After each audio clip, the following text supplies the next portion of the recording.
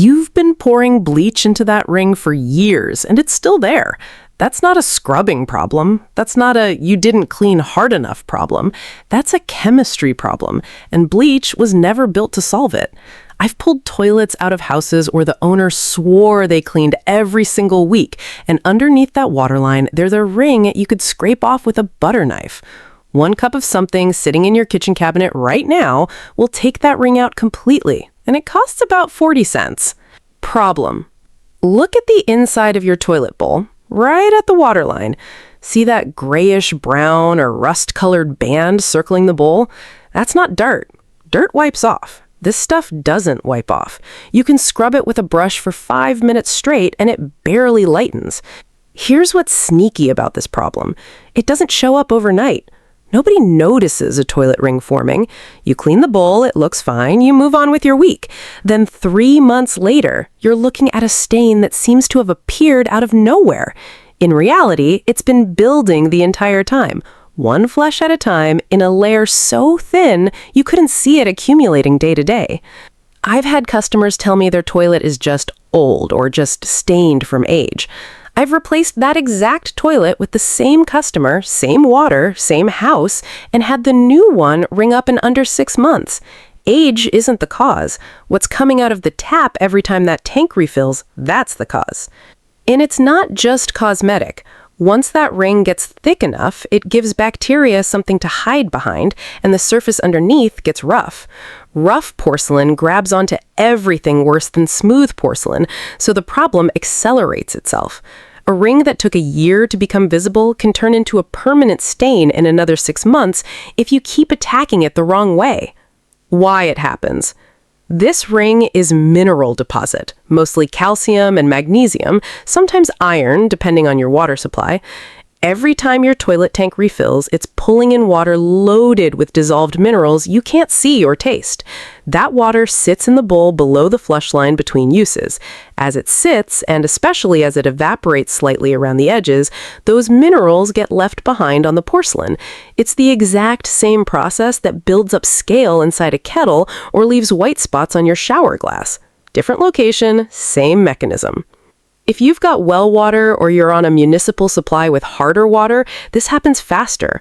I've worked jobs in neighborhoods where every single toilet on the block had the same ring at the same height because they're all pulling from the same mineral-heavy source. That's not a coincidence. That's your water report telling you something your test strips would confirm in about 10 seconds. Iron is the other piece people miss. If your ring leans orange or rust-colored instead of gray, you're dealing with iron deposits, which behave a little differently than calcium, but respond to the same basic fix. I've seen homeowners assume rust-colored rings mean their pipes are rusting apart. 90% of the time, it's just iron in the water supply reacting with air and settling into the porcelain. Here's the part that trips people up. Porcelain looks completely smooth to the naked eye, but under magnification, it's got microscopic pores and a glaze that isn't perfectly uniform. Mineral deposits don't just sit on top of the surface, they bond into those tiny imperfections. That's why wiping doesn't work. You're not lifting something off a flat surface, you're trying to pull something out of a texture. Common mistakes. Mistake 1. Dumping bleach on it and scrubbing harder. Bleach is a disinfectant and a stain lifter for organic stains. Think mold, mildew, that kind of thing. It does nothing to dissolve mineral deposits because minerals aren't organic material. You could pour a full gallon of bleach into that bowl and let it sit overnight, and the ring will look exactly the same in the morning. I've watched people do this for years, thinking they're just not doing it right. The product itself is wrong for the job, not the technique. Mistake 2. Scrubbing with a pumice stone or a metal tool too aggressively. This one actually removes the ring, but it can also scratch the porcelain glaze in the process, especially if the stone is dry or the person is pressing hard. Once that glaze gets micro-scratched, the surface gets rougher, and rougher surfaces hold on to new mineral deposits even faster than before. You end up in a worse cycle than when you started. I've seen bowls where someone scrubbed so hard with steel wool that the glaze had a dull, hazy look permanently. That damage doesn't come back. Mistake 3. Relying on scented toilet bowl tablets or drop-in cleaners. Those products are mostly there to keep water blue or add fragrance, and a lot of them are mild at best against mineral buildup.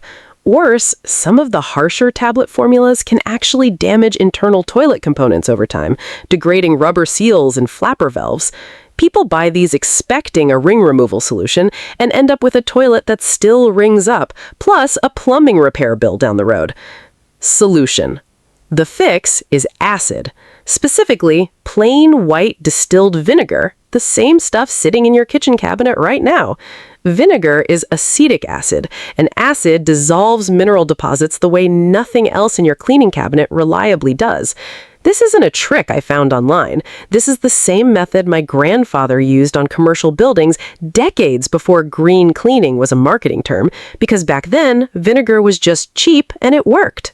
Here's how to actually do it right, step by step. Step 1, turn off the water and drain the bowl as much as possible.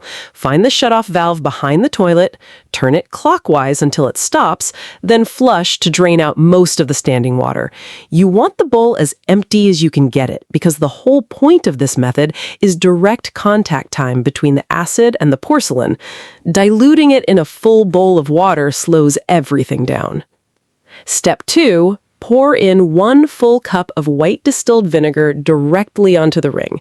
Don't use apple cider vinegar or anything with color. You want the clear stuff so you're not introducing anything that could stain.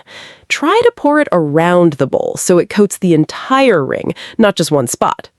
Step 3, let it sit for at least 1 hour. For a heavy, long-standing ring, let it sit overnight.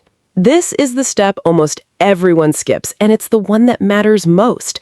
People pour the vinegar in and start scrubbing within 2 minutes, and then they're disappointed when it doesn't work. Acid needs contact time to break the mineral bond. Rushing this step is the single biggest reason people think this method fails.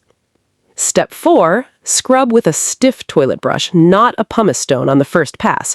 After the sit time, the deposit should have softened significantly. A regular toilet brush with firm bristles is usually enough to lift a softened ring without any risk of scratching the glaze. Step 5, for stubborn spots that remain, sprinkle baking soda directly onto the wet ring and scrub again. The baking soda adds mild abrasion without the scratch risk of pumice, and it reacts with any remaining vinegar residue to help lift the last bit of buildup. Step 6, flush and inspect. If there's still a faint line, repeat the vinegar soak 1 more time rather than reaching for a harsher tool. A second soak almost always finishes the job that the first one started. Here's my pro tip, and this is the part most cleaning videos never mention. After you've gotten the ring off, drop a fresh cup of vinegar into the bowl once a week and let it sit for 15 minutes before your normal flush and brush. You're not trying to remove anything at that point. You're preventing the mineral bond from forming in the first place. It's a lot easier to stop a ring from building than to remove one that's already set. I've maintained bathrooms this way for property managers where the toilets never ring up again, even with the same hard water that used to stay in them every few months.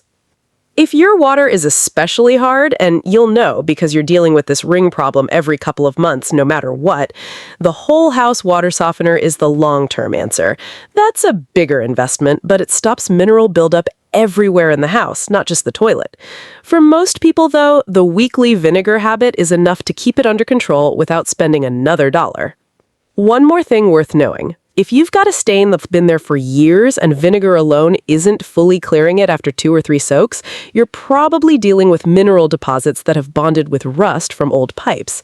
In that case, a paste of borax and vinegar left on the spot for a couple hours, then scrubbed with the brush, usually finishes what plain vinegar started. I keep both on hand for exactly this reason. Most rings need only the vinegar, but the tough ones need that extra push. That's the whole method. No bleach, no harsh chemicals, no scratched porcelain. Just an acid that was doing this job long before any cleaning brand figured out how to bottle it and sell it back to you at a markup. If you've got a toilet ring that's fought you off for years, try this one and see what happens. I'd bet on the vinegar.